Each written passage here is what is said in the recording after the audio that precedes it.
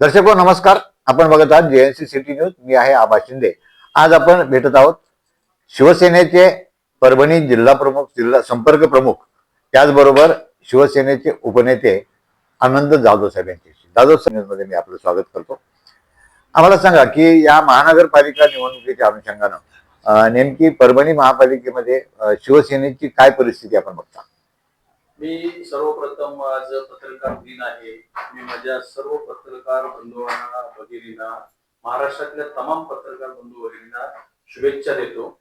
आणि आपण मला जो प्रश्न विचारला, परभणी महानगरपालिकेची निवडणूक आहे आणि काय परिस्थिती राहील, तर मी तुम्हाला खात्रीने सांगतो की परभणी हा शिवसेनेचा बालेकिल्ला होता आणि आताही तो राहणार आहे. त्याची सुरुवात नगर परिषदेच्या निवडणुकीने परभणी जिल्ह्यातल्या पाथरीमधून आपण सुरुवात शिवसेनेने केलेली आहे. आणि मला खात्री आहे, किंबहुना मला आत्मविश्वास आहे, बाळासाहेबांची शिवसेना, शिंदे साहेबांची शिवसेनेवरती आणि शिवसैनिकावरती. परभणीमध्ये आपण या ठिकाणी 36 उमेदवार उभे केलेले आहेत पुरस्कृत पकडून.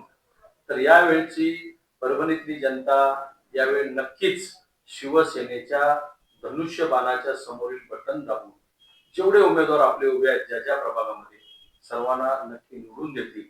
कारण गेल्या वेळेला 15-20 दिवसापूर्वी आदरणीय शिंदे साहेब परभणीमध्ये आले असता त्यांनी 600 कोटी रुपये या परभणीसाठी निधी दिलेला आहे. आणि त्याची जाण ठेवून नगरविकास मंत्री आपले स्वतः साहेब आहेत, याचे भान सर्व लोकांना आहेत.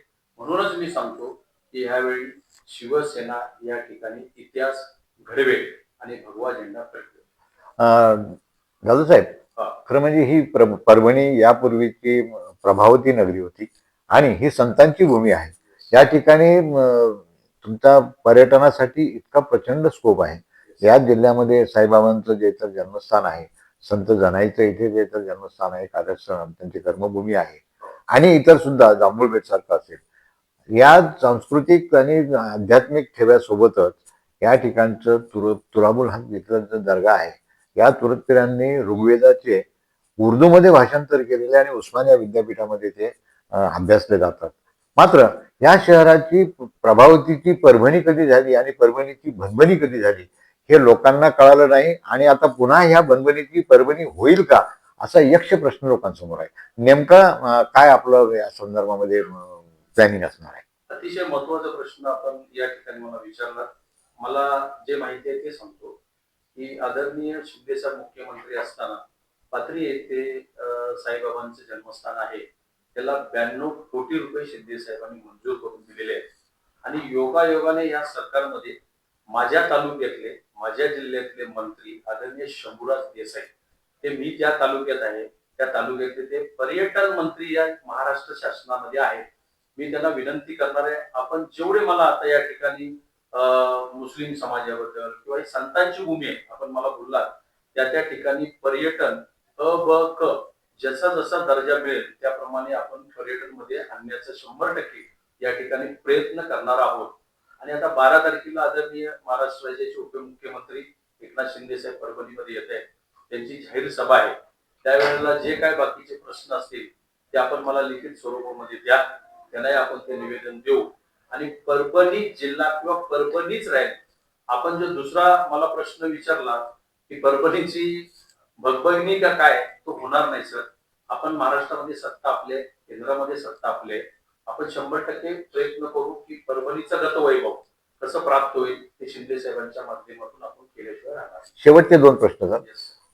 एक सगळ्यात महत्वाचं की यापूर्वीच्या राज्यकर्त्यांनी या परभणीच्या बाबतीत एवढा मोठा अन्याय केलेला आहे. स्वतःच्या स्वार्थासाठी शासन दरबारी ही परभणी 70% स्लम आहे, रेकॉर्डला, प्रत्यक्षात नाही.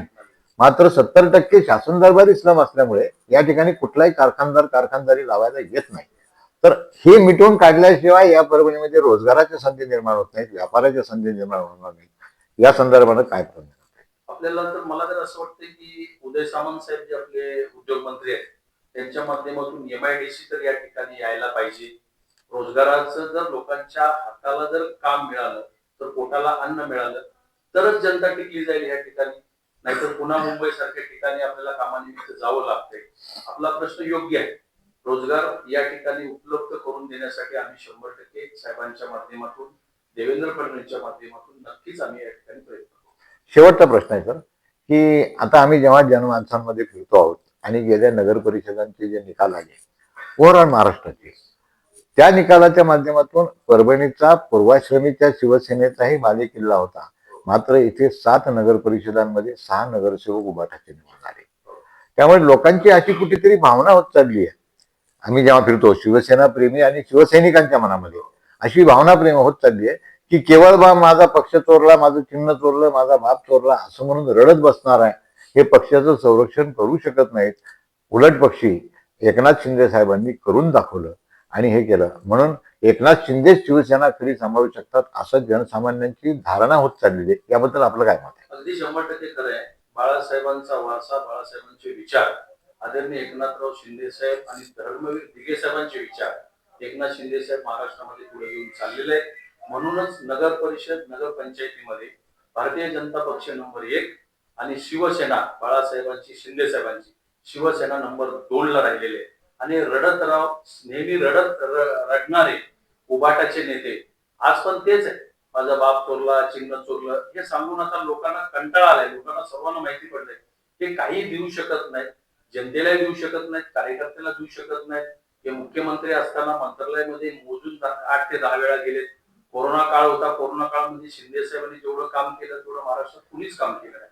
म्हणून आज एकनाथ शिंदे साहेबांचा चेहरा आश्वासक किंवा लोकांना असं वाटतं की हाच माणूस काहीतरी आपल्यासाठी करेल.